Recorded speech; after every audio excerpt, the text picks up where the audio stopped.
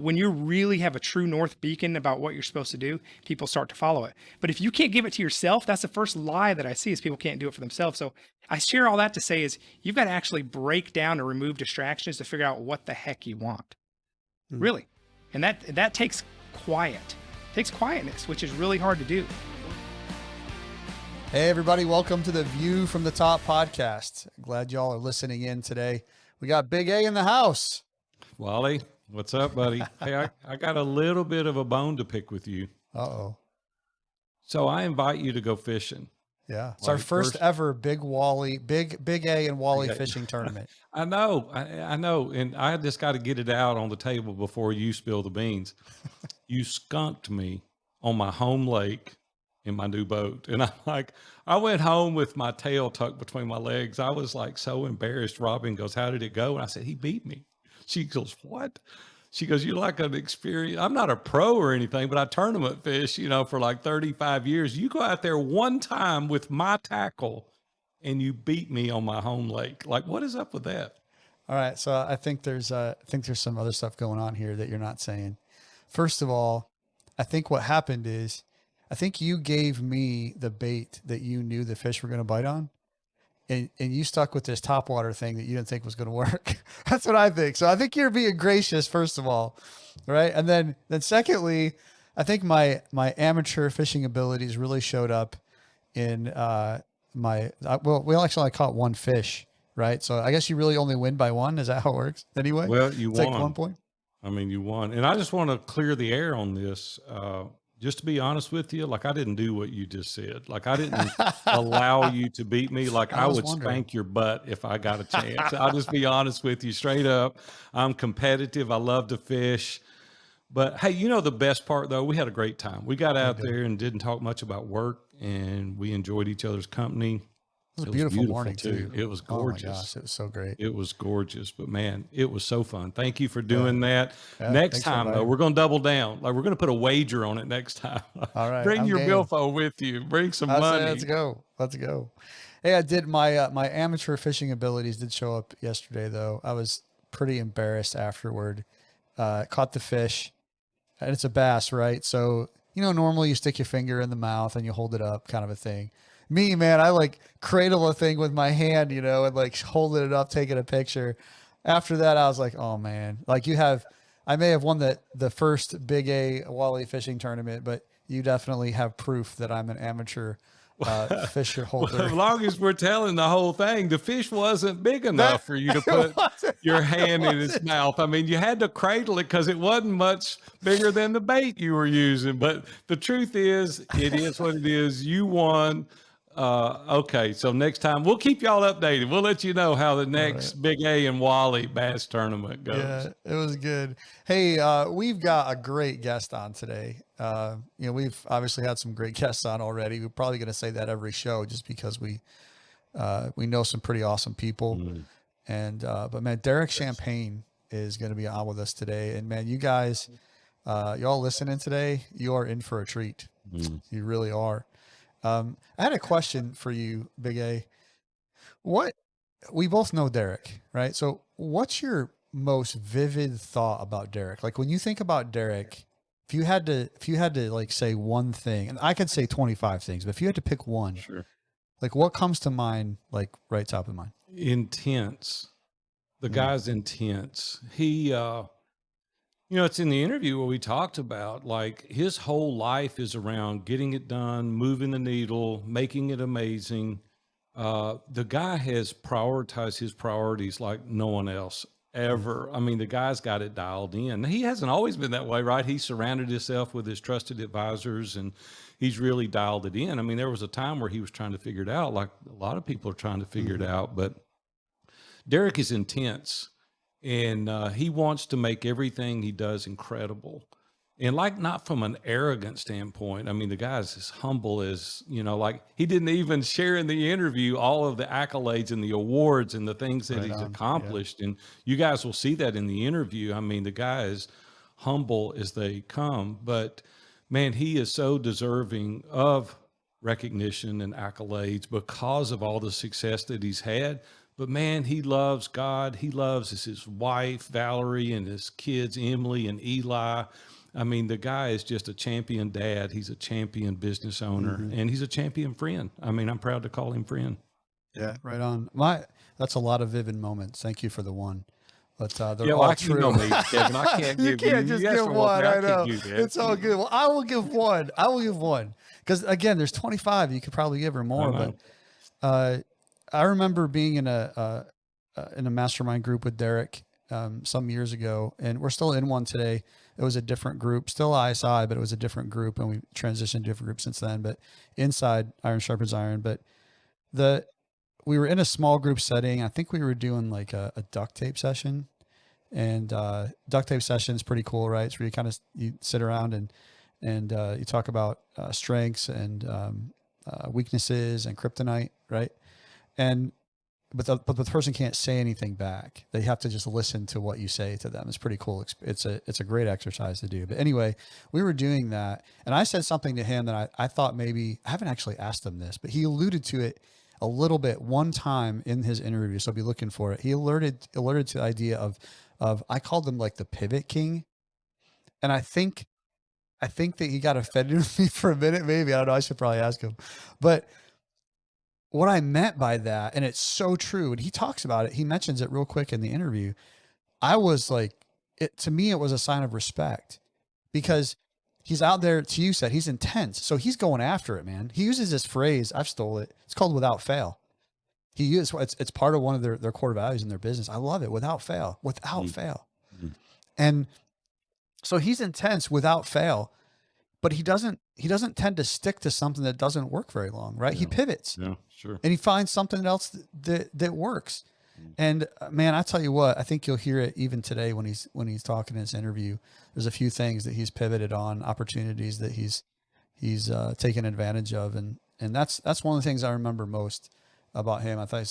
I remember that all the time. Like, man, it's okay to pivot, and so I'm looking forward to getting him on. So what do you say? Why don't you get him in here? Yeah, let's go. Derek Champagne is in the house, buddy. I am so excited to have you here today. How you been? I'm good. Thanks for the honor. I appreciate you sharing your tribe with me and letting me come on today. You know, Kevin and I were talking just the other day, and we were going through a list of some guys, and your name kept bubbling to the top of the list. It was like, no, man, we got to get Derek on. We got to get Derek on, because you have such a heart for sharing. You've got such a wealth of experience and knowledge. And I was just thinking through the other day, you've been in ISI in our mastermind now about 7 years. I was like, the guy's almost the founder. I mean, he was almost there from the very beginning. And some of the things that you've done over the course of those 7 years is indescribable. The value that you've added to our guys. And I just want to thank you, man, because you have such a heart for sharing. You lead one of our mastermind groups, and all the guys are always coming to Kevin and I saying, man, Derek is the bomb. So thank you for being here. I went to my bookshelf, and Don't Buy a Duck. It was right there, top shelf. Man, what a great book. Give us a little background on the book, and fill in the gaps that we missed maybe during the introduction. Tell us a little bit about what's going on with you today. Yeah. So, I'll say this. Yes, I have a book, but I really am a student. I think that's my mindset. I'm a student of things. So I'm really curious. So if I'm sharing things today, it's not because I'm an expert. It's because I have been in the trenches and learning along the way. So I've made a ton of mistakes, and I'm sure I'll make some more, but the goal is to put myself around people like you guys to make sure that I'm learning as I go. So, the book was really, I consider myself an underdog. I always have been. The book was really my version of marketing. You don't need another marketing book. But for me, I thought, can we share something that's easier to absorb and that's simple? And I feel like marketing was sometimes either overcrowded or over talked about, or talked about in a complicated way. And I also felt like marketers were trying to use big buzzwords. You hear them all the time. I use them too. Instead of just trying to distill things down to like the top basics. So the book is really about the 5 key concepts in marketing that I found. When I wrote it, it was over 1,000. Now I've done over 2,000 marketing assessments and audits for companies. So just getting to see what's working, what's not for businesses. And well, here's what you do. Here are the fundamentals you have to change each time. So that's really the focus. I think you already shared about the business. So any updates on the business are I've gone through the different transitions as a business owner where, you get to a certain stage and then, hey, am I going to sell? Am I going to grow it? I've been through that a few times. And currently I'm in the stay mode and I'm growing. So we're trying to scale into the top 20 US metros. That's aggressive for us. That's small for Walmart or Target, but for a little startup, mighty but small agency, that's a big deal for us to go into the top 20 US metro. So that's where the agency is going. That's where our footprint's going. Well, I know you've really helped us. You've been very instrumental in the branding of View from the Top. And I want to publicly thank you for that. Man, your team is just outstanding. You always continue to do a great job. And I know you've helped many of the guys in Iron Sharpens Iron as well. So thank you for helping us grow our business and brand our business. Derek, some of the things that I had talked to you about earlier that I wanted to dive in on a little bit today, there's three primary topics that you come to mind immediately when I think about these topics. One is why we shouldn't settle for average on anything. And when I watch your life, man, you're just after it all the time to make it amazing. I wanted to talk about prioritizing and why that's important, because you seem to have a real good handle on the priorities in your life. And then you're a real goal setter. And I've watched you from afar and up close as we've mastermind together at how you really set these goals and you really stick to them. You're so regimented. And I just want to thank you for that. When I was thinking about average, I remember as a kid, my mom talking about be motivated by the fear of being average. And so when you think about making it amazing and not being average, what does that even mean to you? What does it mean to make something amazing? I was thinking about that, about the word average, Aaron. And I was thinking, do we think of being a kid? And I had it, and I'll share this because for a while I wanted to be a professional musician. Like I would get the books, I would get the magazines as a kid, living on a dirt road. We didn't have a whole lot. And when the magazine came to town or when it was in the bookshelf, I went and bought that magazine and the whole world was out in front of me. And it was a world I couldn't actually even go visit really. It was just this world that was out there. And I would open these magazines and I would see schools like Musicians Institute in Hollywood, California, or the Bass Collective in New York, right? And we could barely afford to go camping, let alone go to those places. And I remember being with some friends and going, I'm going to go to one of those places someday. I'm going to go to one of those schools. And they're laughing at me. Yeah, right. I'm like, no, I want to go there. And my son wants to be in the NBA. He's 11 and he's not that tall. But that childlike dream of we can do something amazing. There's that word. We can do something amazing. Like, why wouldn't you want to do that? And I think as life hits us sometimes, we kind of get these reality checks, which are really good if we're out of position in something or if we're boastful, but otherwise, why wouldn't we want to do something above average? Have you ever heard someone say, someday I want to be NBA and I want to be average? I want to be the 11th man on the bench someday. Nobody dreams of that. No one when they start out has that kind of dream. And so my mindset is, why wouldn't you want to try to do the best that you can in something? Removing all of the things that have told us we can't. And there's all those things in life. And sometimes it's above our ability, but I mean, still, why wouldn't you want to try to go for something amazing? I like what you said to your buddies initially. You were like, no, I'm really going to do this. Like they were the naysayers. They were the guys in life. I don't know if you've kept up with some of those guys, but how did you navigate that as a young guy? Like you want to be accepted, you want to be in with the guys, but you've got aspirational goals to accomplish these amazing things. Like, how did you deal with them saying, that's never going to happen? I think this is really important for all of us because there's external influences on us that sometimes we should listen to. And other times are the things that keep us from saying out loud what we want to do or dreaming really big. And so some don't dare to dream because even saying it out loud will be too much for the people around them. And I just cared more about doing something bigger and just going and tackling and accomplishing things because I had a chip on my shoulder. We all have chips on our shoulder for whatever reason. It's earned, or someone told us we were a loser. It happened to me, or told us something, or, my dad had limits with how much money he could make. So I always thought, man, and he gave it all away. And I thought, man, I'd like to make some money and keep it and actually make a bunch of it and be able to keep it and do some fun things with it. Like, I wonder what I couldn't even imagine what that would have been like. That's how foreign that was to me as a child. And so when I was old enough, my buddies would be sitting in coffee shops and strategizing ideas and talking. I would have probably gotten done my second job by then by the time I'd go meet them. And sometimes I'd come at the end of the day and they'd still be sitting there and they would make fun of me. They would, oh, Derek's out there hustling and grinding. I had a couple little companies. I'm like, yeah, I'm hustling and grinding and making 10 times more than you guys right now. And now I'm done. while you guys were talking about solving the world's problems, I just went out there and worked on it. And so you just have to, at some point, just move away from those kind of external influences if they're not in alignment with something really clear that you want to do. And I was really clear. I want to go out there and try to tackle things that maybe are even above my ability, but I'm going to go work really hard and try to figure it out. I know you're quite the musician, and you did go out there. Tell us about that a little bit and what happened as a result of you going out there. Did you go to one of those schools? Did you play music there? What did you do with that? Yeah, I did. I'll tell you when I first, a couple of things. Yeah, I did go out to, I played for many years. I was playing, I think at 3 years old, the first time singing on stage. I think I was 11 when my brother and I formed a band.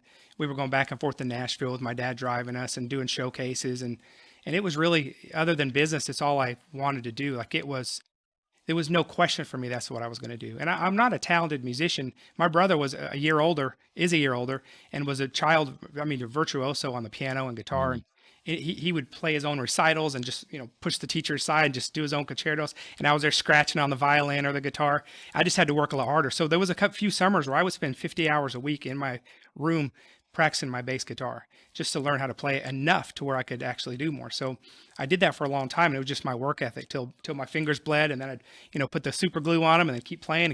And just like, wait, if I don't have the talent, I'm gonna have the drive to go figure it out. That's pretty much, I'm average talent, but I've got above average drive. And so I did when, I told people I was going to go out to LA or New York, and I did. I went to, in my early 20s, moved to California and went to Musicians Institute, and that was a blast. It was surreal. It was one of those things where I got so busy I didn't think about it. One day I was walking down Hollywood Boulevard with my bass on my back and with my drummer buddy who I'd played with for almost 20 years. And we were still young, so we've been playing together most of our life. And I looked around, I'm like, oh, wow, I'm here. I'm actually doing it. And it's like most things in life, though, the anticipation, the buildup is bigger than actually doing it, right? So there was really the idea behind it. But I'm like, here I am. I'm in Hollywood, and I'm going to music school out here. This is an impossible dream. I would never thought I could do that. And so, I got to do that for a long time, played in that scene for a long time. The band I was in was actually considered a local band by the time I stopped, even though most of the guys were from Arkansas. We were 3 or 4 nights on the Sunset Strip playing the best, biggest clubs, and it was a fun time. It was a hard life, but it was fun to be in the entertainment business for me because it was such a pinnacle in my mind of something that I wanted to do that was something that seemed impossible. So while the outcome was not what I wanted, because I had dreams of it being my start all end all, even though I loved business. Like there was just something about, and I still miss it. There's sometimes those pains, like a loss of a person almost sometimes when you go too deep and think about, wow, what if I had even kept going further? Well, I didn't want to keep going further. I was tired of the life, but that was such a fun time of going to the fullest of your purpose and potential of what you said you wanted to do. And so, Aaron, let me say this. That's why for me and the other things I do, when people think I'm a risk taker or that I'm taking on other stuff, those are my plan B, C's, and D's. I'm okay with that. I did the big hard one, move to one of the biggest, most competitive places in one of the hardest industries and give it your all. So the other things that seem like safe. I'll start a business, another business. Okay, that doesn't seem so hard. That's lower risk than putting yourself out there on the other category. So I think it's important sometimes if you are that clear on it. It's why I like the idea of supporting my son. Even go for it. Go for the MBA. We'll see how it changes. But his mom and dad were big dreamers. She was an actress. I was a musician out there. That's how we met. And we both had an alignment of, hey, let's shoot for the stars of what we might be able to do, and let's see where we land on it. Derek, I get so motivated listening to you talk. When I'm hearing you talk, you said something earlier that I think is really important for our listeners, and I don't want them to miss it. You were talking about your brother was a natural, but it was harder for you. Like you really had to put an extra level of determination. There was a lot of grit. There was a lot of perseverance. Like, how has that served you in later years, that level of grit and determination? Well, I go into, it wasn't just in music either, by the way. I took some college classes with my brother. I remember having a D in a psychology class, and I was working hard. And my brother had an A, and he never showed up. He's the guy you want to kill, isn't he? He's the guy that's like, man, what are you doing? I love him. I love him. We played music together for years, but yeah, like that natural talent. And so I go into everything assuming that I need to work harder and study harder at it. And so that makes me do more research on it. It makes me work harder to make connections, build relationships. So I think that mindset is important. If you walk in, I know there's something about having confidence, but if you are in over your head, there's that analogy of sit at the end of the table. If the king calls you closer, right? Or if then you go sit closer, but don't start at the head of the table with the king and they're going to kick you back to the end. I always assume that I'm going to be at the end of the table and I'm going to be working my way towards the front. I'll figure out how to get over there. I'm going to get over there. I'm going to win you over, but I know I'm going to have to work hard to do it. So I think it's my mindset and everything is to go in with extra preparation and just assuming you're going to have to work harder at it or at least try to be smarter. How do you carry that culture into the artist evolution? Like when you're leading these meetings and you're having these discussions around the table and one of your, team members said, I'm not sure if we can do that, or this is a little bit more difficult. Take us there for a second with one of your team meetings, and how do you lead them into really excelling with products, your customer service, how to be above average, right? Because we don't like to use that word, how to make it amazing. Well, I'll say that in my early days, I was probably more misguided, right? I was, it was fresher for me. It was really so important. And maybe I should revisit this, but it was so more important that they understood why it was so important to me. But I feel like the company has grown into a living, breathing organism that is much more that it's the sum of its parts. It's not me anymore. And so we've established core values, which are really important to us. And when we're living those core values, I don't have to sit there and frantically. So we had a meeting this morning, our Tuesday morning is Tuesday. Yeah. Our Tuesday morning is Core Value Tuesday. And our team votes during the week for who they think was living the best core value and why, and they get gift cards. And so I don't have to have that same frantic, did you understand how important this was to me? Or let me tell you the legend of Derek 20 years ago. The old days I would have done that, but I almost feel like that's self-serving to do that anymore because the company has grown beyond me and I'm just part of that. So my job is really just to enforce, hey, here's the core values that we've said we live, and are we doing them? Wednesday wins, celebrating wins. That's one of our core values, is just built into our culture and built into our meeting cadence, into our celebrations, is all about the things that I know are important. Like the things for me that are non-negotiables, like little things are important and timing is everything and taking projects to the finish line without fail. I don't have to overly stress those anymore because that's in the fiber, it's in the DNA of the company now, which is pretty cool because even 5-6 years ago, it was in my DNA. And I was sitting there going, how do you transfer that? Because if I can transfer that urgency and intentionality to a company that can become a living, breathing organism and do it by itself, then I will have won, because it's exhausting to always be the old guy telling how important it is to understand the way he used to do it or why it's important. Derek, I've got a buddy of mine named Chris Freeman, and Chris picked me up not long ago to go to the gym. And I got in the car and I was talking about as fast as you're talking right now. I was so amped up. And he looked at me and he said, Big A, he said, I would hate to live with you. I said, what do you mean? He goes, you're so amped up, you're ready to go. And I get so excited when I talk to people like you, because you're like, hey, I'm ready.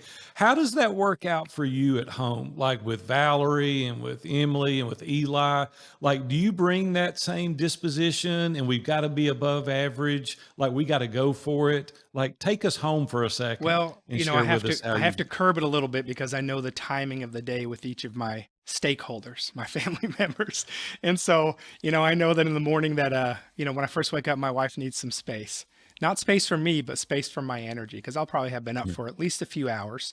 Right. And man, I'm ready. I've been thinking for 2 hours and I've done my Bible study time and all those things. And I'm ready to share with her what the day has unfolded and what has been revealed to me. And I'm handing her a cup of coffee going, you ready for it? I could just see that look of, oh gosh. So you could ask her that, but I have to, kind of monitor my intensity, but there's no question that we're very intentional as a family in what we do, just because that's in our DNA. To be that way, but how you present things is important as well. So like my daughter on the way to volleyball practice this morning at 6 something, I throw a few dad jokes in, put on the radio where there's Christian radio, where there's a few challenging topics we can discuss. Otherwise I need to give her space to wake up. There you go. Wally, what about you? How do you and Sonia deal with the mornings and that energy and amped up? You guys have your space or you come together immediately? What's that look like for you? Yeah, it's interesting because as Derek is talking about he and Valerie, it's very much the same. Like I don't get up like Derek and go work out. What time do you get up, Derek, and work out? What's your morning routine? Super early. It's early. Yeah, it's early. But I heard a guy mention the other day that you're texting him your workout's done. He's just getting his morning going, right? That would be me. But I still get up earlier than Sonia, and it's kind of the same thing. I've had that time to have some meditation, had that time to think through some things, and then I just have to be mindful about not going. That does create. So Derek, question for you, because there's a challenge for me in this. Sonia and I have this challenge a little bit, and that is that because of that, it's easy for us to misfire a little bit on our communication around like meditation and devotion and things like that, right? How do you we struggle with that, frankly? Like, how do you guys do that? How do you guys connect? Or do you struggle with it as well? Like, how does that work for you guys? Yeah, I mean, if you're talking important topics that are top of mind, or yeah. for me, it's scheduling a time. And I don't mean take out your calendar and talk weeks in advance. Yeah. It's, hey, at some point today, could we talk through X, Y, Z? Like, what works for you? Oh, I have a class till now, but how about 1:00? And we'll just schedule it. Or I'll say, hey, there's something, this is something important I want to run by you, because I've learned that everything that I'm going to do, I want to run by her for counsel. Because I used to think she was asking me questions because she didn't believe in my concept, and then realized after 12, 13 years, it took me that long to figure out she really wanted to understand it so she could be my supporter. And so part of that is also giving the space of, hey, when works for you? Later today, can we talk through some things? And then also giving her the space. Like, what's important to you today? What's top of mind for you? Anything I can help you with? Just to show that I'm not just dumping ideas or all my thoughts on, right? And is there anything worse than having a great idea, or even coming out of a devotion where like, man, you're not gonna believe what God showed me today? And you're like, oh, you don't want to hear what the Lord shared today? Okay, Right. well, that's on you. And you feel deflated, and it's like, wait, just the timing. I don't know what you're talking about. I have no idea what you're talking about. Sure. That is so good.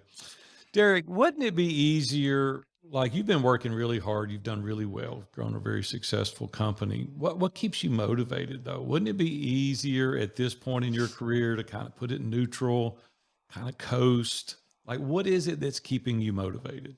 Yeah, and I have done that. Aaron, you've done it. You've done it a few times. So I'm not flipping the questions on you, but Right. I've read your book. I've Flip known you them. for Let's a long go. time. Come on. Let's Put them flip on it. the spot. And I know that you retired a couple times, and you guys know that I came out of semi-retirement a few months ago, and I was taking extra naps, and in fact, we came to one of the events. I'm going, I'm trying to figure out what's next, and I don't want my team to hear this necessarily, but I mean, they know. And so, I think that we need to really be around our purpose. So what motivates me, Aaron, if we're talking about it, is I talked about being in the music business and leaving. I really had an identity crisis for a long time. Actually, I was talking to a guy in ISI a few days ago who used to play poker. He was in the World Series of Poker all the time. Really great family guy, was in Vegas playing poker. That was his business. It was a disciplined business. And he said a decade later, he was still working through his identity. It still hurt. And so, for me, going through all that process, and ISI helped me a lot in that, was also the transition of knowing why I work and what I do.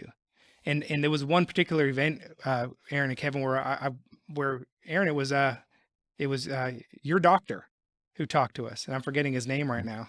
And he shared, Dr. Floyd shared being versus doing. And I've shared this with you guys, but I was scared to unpack that because I was afraid that if I understood why I do what I do, I would lose my secret sauce. Obnoxious to some people, but I know how to turn it on and get things done and be productive.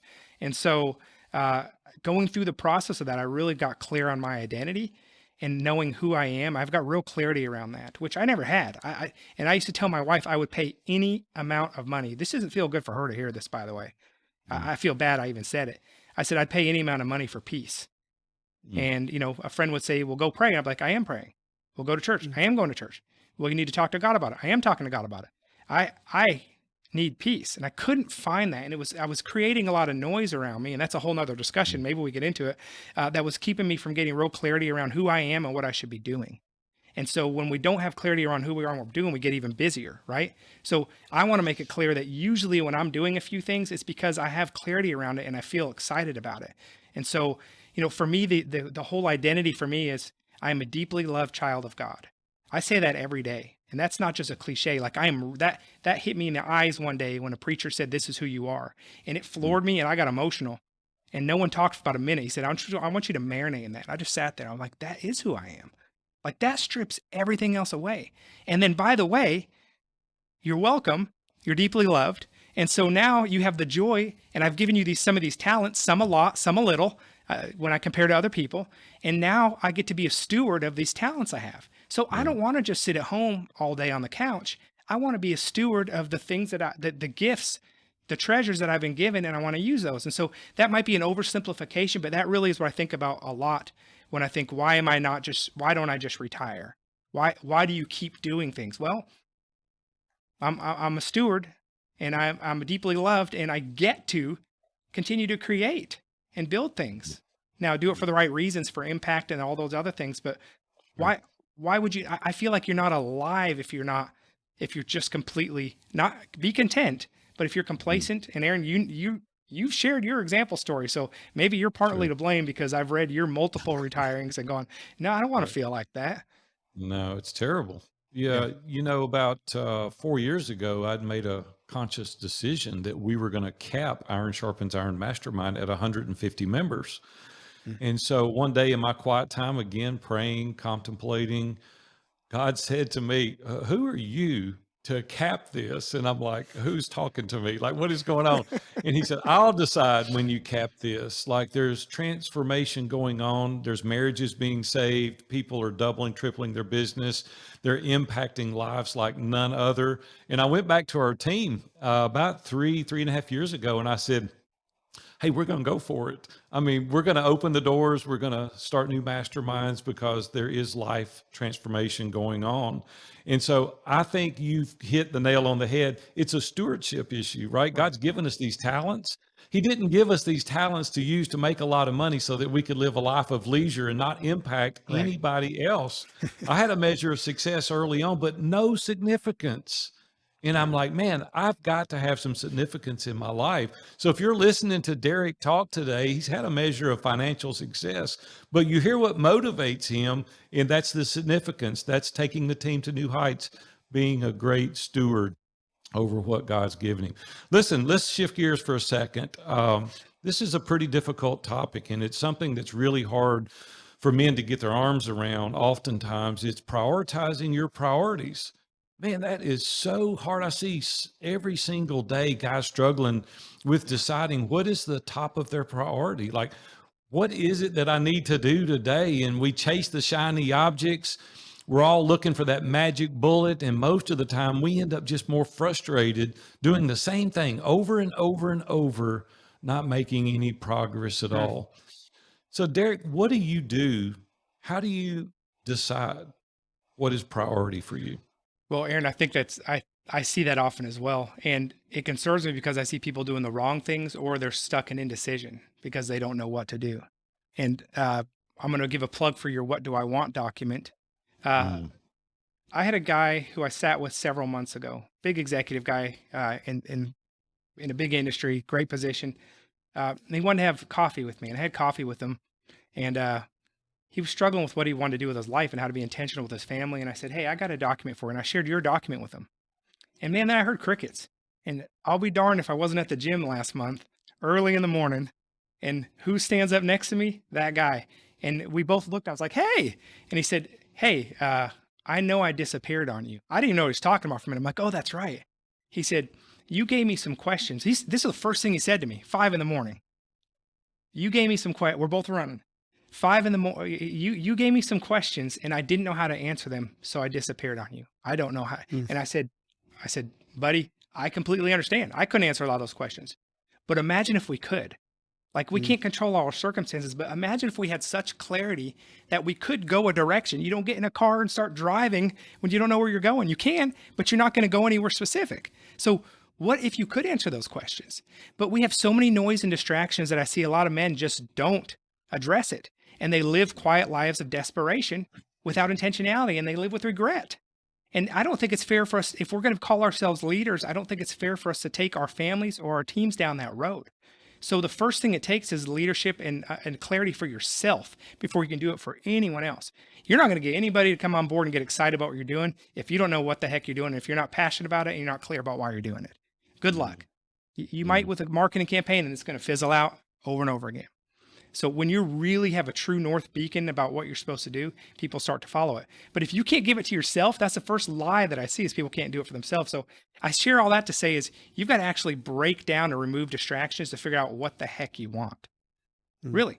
And that takes quiet. Takes quietness, which is really hard to do. We're vying for so many distractions. Our world is designed to distract us. Even the way technology is built, the neuroscience behind technology and everything is a distraction. It's easier to take a distraction.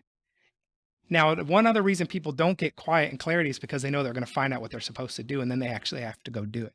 You know anybody like that? Got some guys that are different groups like that, like, oh no, but then if I know what I want, they keep like, I'm studying it. They hold me accountable. Yeah. Well, guess what? Once you know what you got to do, now you have to go do it. Now there's no more sitting in the coffee shop all day like my buddies back in the day. Now you got to actually go up and do the work instead of dreaming about it. Now you got your dream, go do it. So I think for me, it's first is like being brutally honest and understanding your world. And we do this in marketing. And I think that helps me because I understand how to break things apart and look at external factors. When you hear me say the word stakeholders, that's like, who is everybody involved?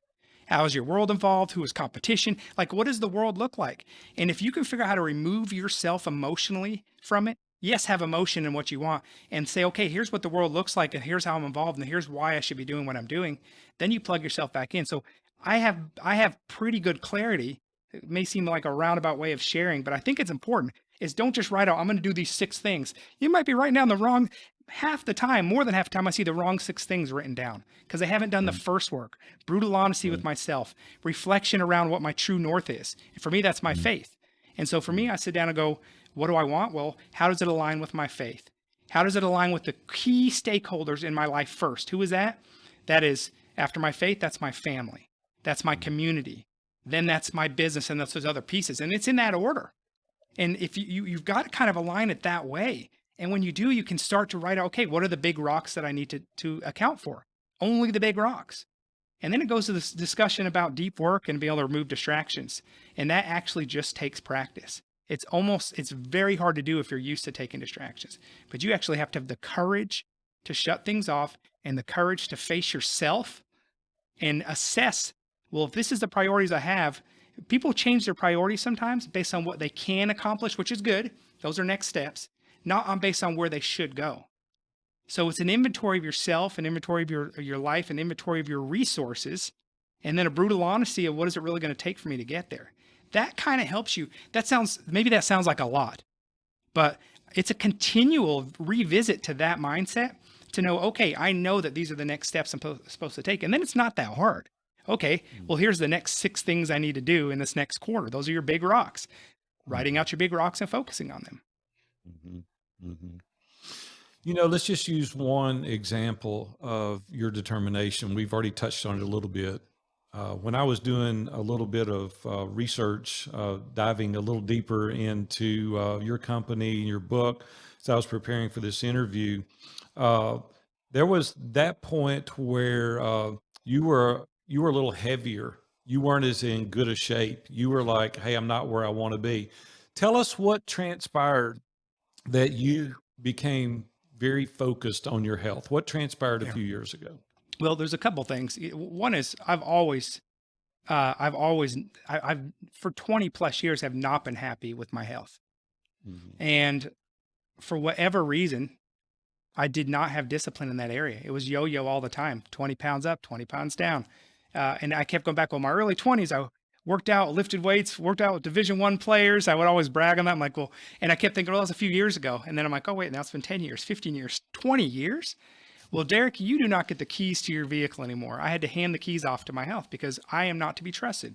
Just like other people have other areas that they struggle with, that has been one of my areas I've struggled with. Sure. And so, Aaron, for me, it was, again, a recognition that I couldn't do it on my own, which kind of is amazing when these things go back to simply to our faith, right? Like, oh, when you rely on yourself, you kind of miss it sometimes. We need help to be consistently great or to consistently achieve what we want to do. And so for me, it was a recognition that I just cannot be consistent. I was pretty good at exercise, but not in my health. And so it's been 25 months for me since I've had my last cheat day, which people call a cheat day, 25 months.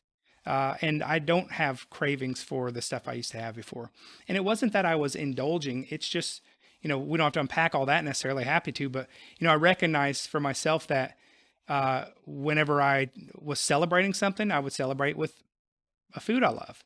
Whenever I was down about something, I'd celebrate, or I'd have a food I love, right? And so it was just bad choices, not so much quantity, but just the choice. And so I just had to recognize that and just remove that. And it was almost like a rip the Band-Aid off moment. I hired a nutritionist who said, Derek, you used up all your free cards. You used them all up in your 20s and 30s. You're done. I'm like, okay, well, when do I go back or have that again? You don't. That is not, you don't eat that anymore. It's not yours anymore. It's gone. It's not food. That's not food for you anymore. I'm like, okay, well, that helped me, my mindset. And then it's putting people around me. I have a group that we texted this morning. They're ISI guys, where we hold each other accountable to exercise. And so for me, it was just one of those mindsets where I have to make a change and embrace the suck of getting up early and doing that. And so I do it 5 days a week, no matter what, no excuses. I can show you my gym log. It's looks like the Constitution. I mean, it's just, and there you go. Hey, I'm going to dig a little deeper though. I'm going to take us back a few years ago when there was a scary moment. You had a scary moment and you found yourself in the back of an ambulance. Yeah, I did. Take us back to that point. Yes. Thanks, Aaron. Thanks. Thanks for letting me relive that. Yeah. So, I thought I was having a heart attack. I mean, it was everything a heart attack would feel like. And I went into the emergency room because it was a last resort after a few days of pings. And they told me, they said, you are having a heart attack. I said, can I go move my car? Isn't it funny the things we think about sometimes? And they said, the guy shoved me down and buckled me onto a gurney and said, listen, sir, you are in a fight for your life. Focus. And I said, okay. Nothing else mattered. Nothing else mattered. I mean, you want to talk about doing an inventory, and you guys, some of you listening or some of you guys have been there, is I did an inventory of my life. Everything from like, do I have secrets that I don't want to be found about? Did I tell my wife I love her? Did I take, and just those things go through. So I know I talk fast, but they go through your mind so fast because you don't know how much time you have to think them through. And not that there's anything you can do about it at that point. Because if you're in a fight for your life, you might be done. I mean, they could, if it gone the other way, I'm done. So none of those thoughts even mattered. They didn't matter. They would just be regrets or, oh, good. And I'll tell you this, I felt okay about it. I felt pretty good, not perfect, but I felt pretty good. I actually felt a peace other than if I'm here because of my own indulgences, man, if I have another chance of this, I don't want to be here because of my own indulgences, because what a bad example that is.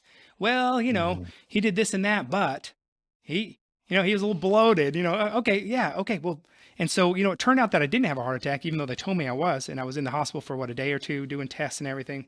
But that really, that was, you would think that was my final wake up call, and it wasn't, Aaron. It was about another 2 years. I did start exercising every day, but even then I still didn't, unless we're in the right, unless we have ears to hear, you can tell someone almost anything. You can tell someone that's smoking with cancer, lung cancer, to stop smoking and they won't do it, right? Like, unless you have ears to hear and that mindset, then you might miss something very dangerous in your life, spiritual life, physical life, if you don't have ears to hear.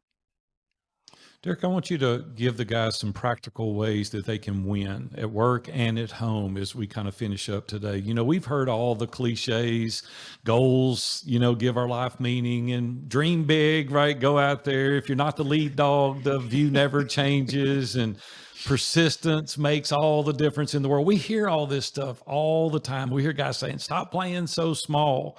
Let's talk about goals for a second. Yeah. Where are you at on setting goals?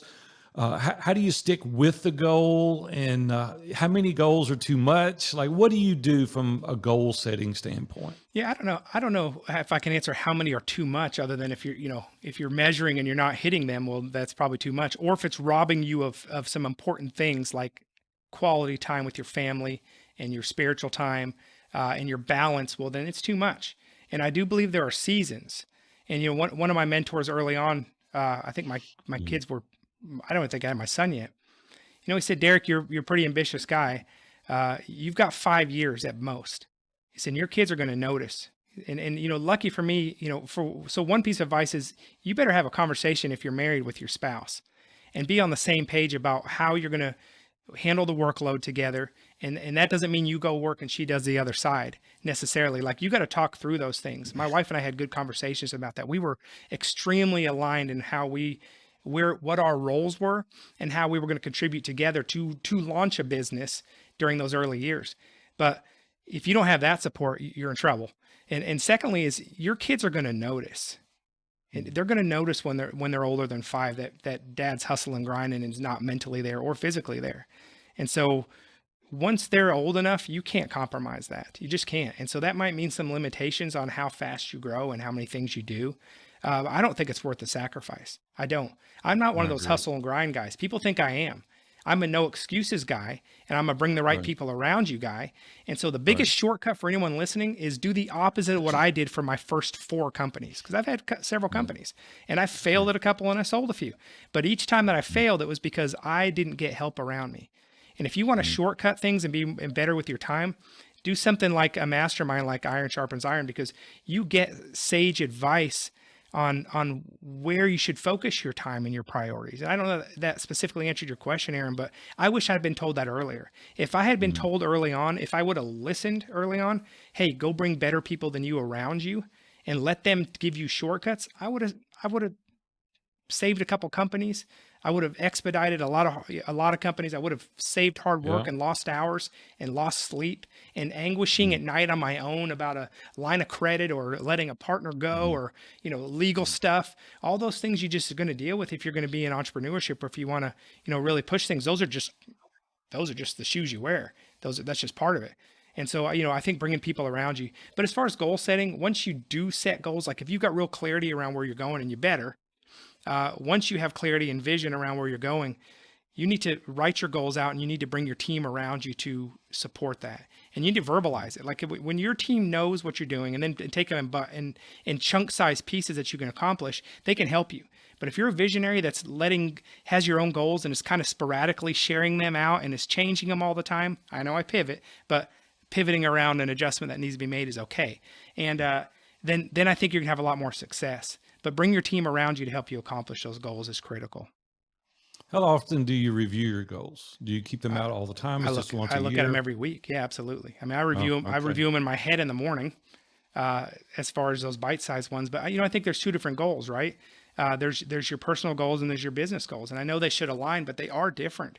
Now, if your business goals are supporting those personal and your spiritual goals, like your faith journey, your giving, those things, well, yeah, you need to figure out how that all fits in. But they are different. For me, I won't compromise, and this has been a shift. And I do worry about the guys that never ever have this shift. Mine happened later than I wanted to.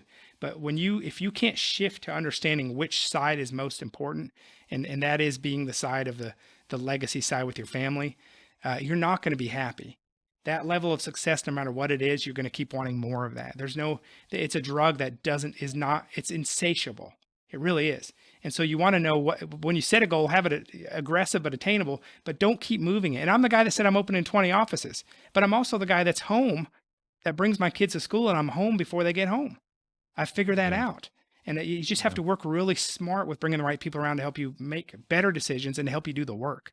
And I know that sounds easy, and it's not when you're doing a startup. If you're a startup, you got to do a little bit of extra work, but it's really important to make sure you know that balance. Yeah, none of it's easy, right? That's why we have trusted advisors around us to give us insight and hold our arms up when we're tired, walk with us, celebrate, call us out. And you've been doing that. That's the main reason that you've been so successful over the course of your career. So, Derek, you're very familiar with the terminology full cup, right? We bring full cups in our mastermind all the time. I was wondering if you had one final full cup, something that you could share with our audience today before we go. I've got one. Let me share this with you. You're going to be surprised at this one, I think. It's from an interview with Henry Winkler, the Fonz. Accidentally listened to it, didn't know I was going to get inspired by it, but I really like this. And so I like this one a lot. In this interview, he was prodded about the meaning of life. Okay, what are we going to learn from Henry Winkler about the meaning of life? He didn't want to answer it. He said, I don't want to answer that. Now let's move on. He goes, no, just answer it. He said, it all boils down to this. I know one thing. We're on this planet in this body for one go around. We owe it to ourselves to make the most of it and to live to our full potential. The secret is to learn to get out of our own way. There's no pill, no powder, no liquid that can do this for you. You must decide that you will live outside of yourself. If you do, the world opens up and you can see limitless opportunity to live to full potential. If you're not able to get outside of yourself, you will squander any opportunity you have of making a meaningful impact while you're here on this earth. Well, that's so good. Thank you for sharing that. Henry Winkler. That's so good. Derek, I know that you have a mastermind as well. It's a branding and marketing mastermind. Tell us a little bit about that. And if some of our audience is interested in getting around you, somebody that has 20 plus years of experience in marketing and branding, if they're interested in that, how can they contact you? What is the best way to reach out? To stay Thank in you. touch? I've got a website, DerekChampagneMastermind.com, I think is what it is. I should know that, but I think that's it. Or on LinkedIn, can contact me, Derek Champagne. Always happy to talk. Derek, it's always a pleasure, buddy, to have you. You're such an inspiration. You've shared a lot of value with us today. So thank you for being with us today. Well, guys, what a great interview. I hope you enjoyed that as much as I did. You know, quite honestly, I could have gone another hour without question. There was so much value that Derek added. I love being around a guy that doesn't want to settle for average. I mean, everything he does, he wants to up level. The thing that's really cool, though, that he really pointed out is how he builds the boundaries and how he adheres to that. And he said, I'm going to do it from this time to this time. That's what I'm going to stick to. These are top priorities in my life. But the thing that he finished with first and foremost was ways to win at home and at work, practical ways that he outlined.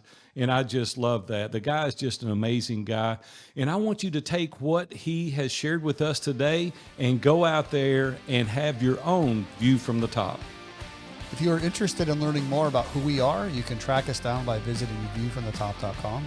You can email us at that's POD at viewfromthetop.com, or you can find us on LinkedIn or Facebook. Happy to talk to y'all anytime. See y'all next week.